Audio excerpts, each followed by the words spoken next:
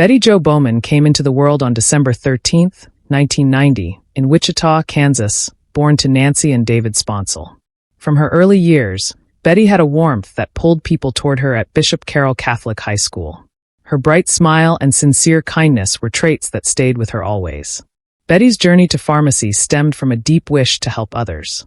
She poured herself into her studies at the University of Kansas School of Pharmacy, earning her doctorate in 2017.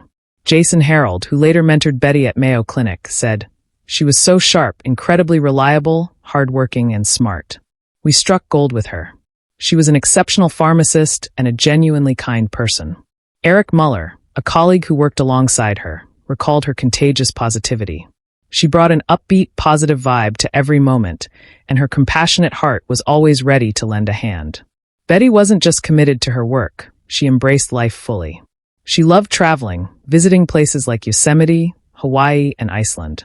A passionate advocate for LGBTQ+ rights, she also cherished her corgi, Sir Trumper II of Malberry. Her friend David Bergerer remembered their last conversation. Just a week before she passed, she described a double rainbow she saw while walking Crumpet before work. She wished everyone happiness and hoped they'd find beauty in their day. That was just who she was. But the person who should have valued Betty's radiant spirit most was the one who would shatter it. Connor Fitzgerald Bowman entered Betty's life as she built her career. A medical student, 2 years into what would become an internal medicine residency at Mayo Clinic, Connor was bright, driven, and armed with specialized knowledge that would prove deadly. As a poison control specialist, he had a deep understanding of toxic substances. The couple wed on May 30, 2021, at the Rhapsody in Independence, Missouri. To friends and family, they appeared to be the ideal medical power couple, both advancing at one of the world's top medical institutions. They relocated to Rochester, Minnesota, where Connor finished his residency, and Betty found her purpose in the operating room pharmacy. But beneath the surface, fractures were forming. Connor's substantial medical school debt forced them to keep separate bank accounts.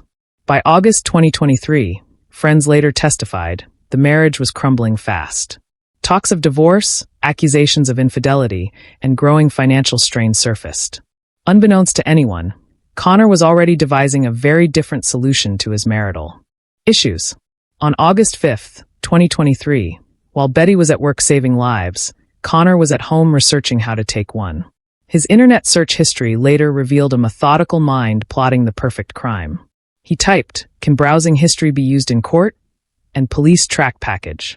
He was laying the foundation for what investigators would later call one of Minnesota's most premeditated murders.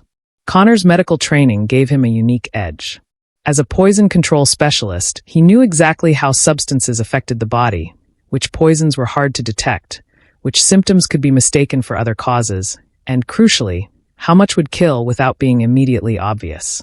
On August 10th, he made his first attempt. He prepared a smoothie for Betty. Behavior friends found odd since Connor never made anything for anyone.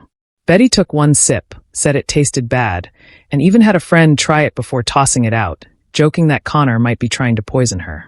To those who knew him, this was out of character. Connor wasn't one to joke. But he wasn't joking either. That same day, his computer searches revealed his true intent. He researched online and converted 120 pounds to kilograms, Betty's approximate weight. Weight calculations are critical for determining lethal poison doses. Connor was literally calculating how much it would take to kill his wife. On August 11th, he found his answer.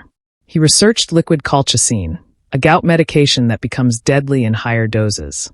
To medical professionals unfamiliar with poison control, it could mimic severe food poisoning until it was too late.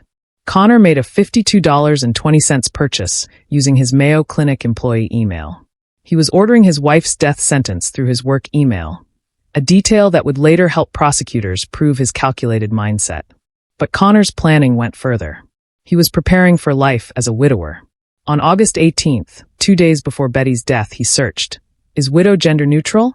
He was already thinking about how to present himself to women he planned to date. He had created a Bumble profile, identifying as a widower, messaging women and planning a future that required Betty's death.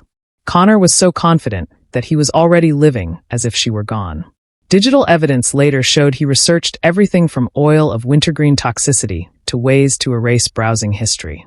He studied sodium nitrate as an alternative poison and calculated the exact lethal dose of colchicine. Connor wasn't just planning a murder.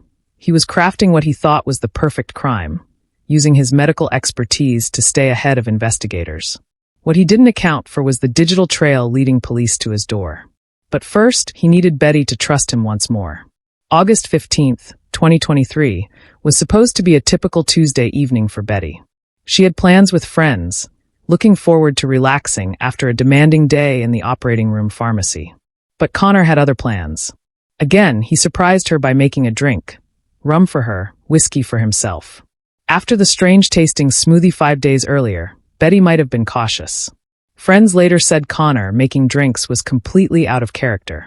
This was the second time in less than a week he'd prepared something for her. Betty texted friends to cancel, saying she was staying home with Connor, who had surprised her with drinks. She mentioned having rum while he drank whiskey. To her, it seemed like a rare moment of closeness in their struggling marriage. Maybe Connor was trying to fix things. She had no idea she was drinking poison. The colchicine Connor purchased was tasteless and odorless when mixed with alcohol. Betty had no way of knowing each sip delivered a carefully calculated dose of toxin.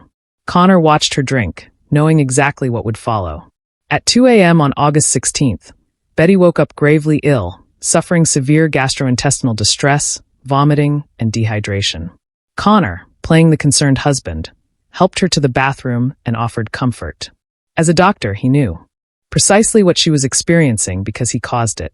By morning, Betty texted friends about her condition. "I've been very sick since 2 a.m. She thought it was from the smoothie 5 days earlier, not suspecting the drink shared with her husband was the real poison. Connor took her to Mayo Clinic's St. Mary's Hospital, where she was admitted with what seemed like severe food poisoning. The staff, unaware of poison, treated her for gastrointestinal issues and dehydration.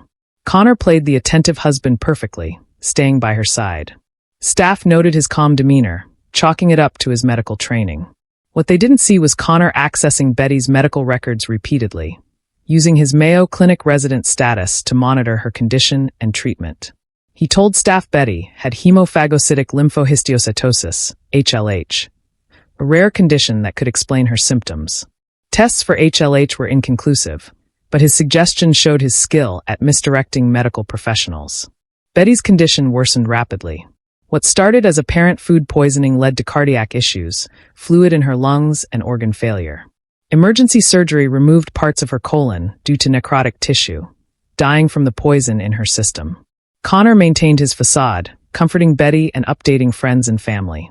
But he was also messaging women on dating apps, calling himself a widower and boasting about the $500,000 he expected from Betty's life insurance.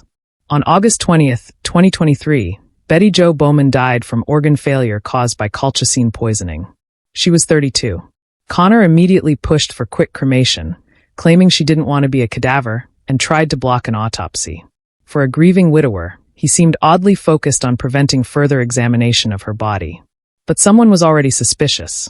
On August 21st, 2023, a day after Betty's death, an anonymous call to the Southeast Minnesota Medical Examiner's office turned the case into a homicide investigation. The caller reported the Bowmans' talks of divorce, infidelity, and a deteriorating relationship, details not widely known. Dr. Elizabeth Weiss, the medical examiner, stopped Connor's cremation order. His insistence now looked sinister. Captain Casey Mulanen of the Rochester Police Department led the investigation. With 20 years of experience, he sensed something off about Connor. Detective Alex Kendrick, a digital evidence specialist, joined the case. The first break came from the University of Kansas, where Connor previously worked. Officials reported suspicious searches on his work devices, including colchicine, sodium nitrate, and ways to delete browsing history. The searches painted a picture of meticulous planning, contradicting Connor's grieving widower act. Warrants for Connor's devices uncovered 9 terabytes of data, more than most murder cases generate.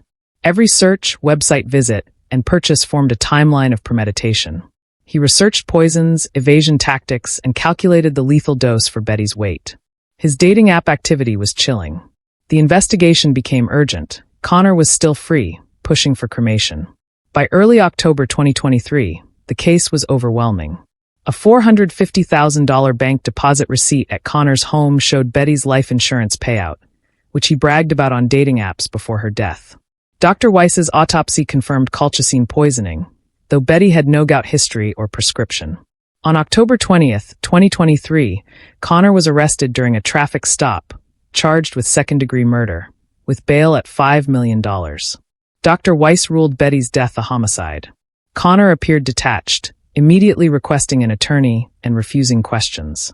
For Betty's family, the arrest brought relief and grief.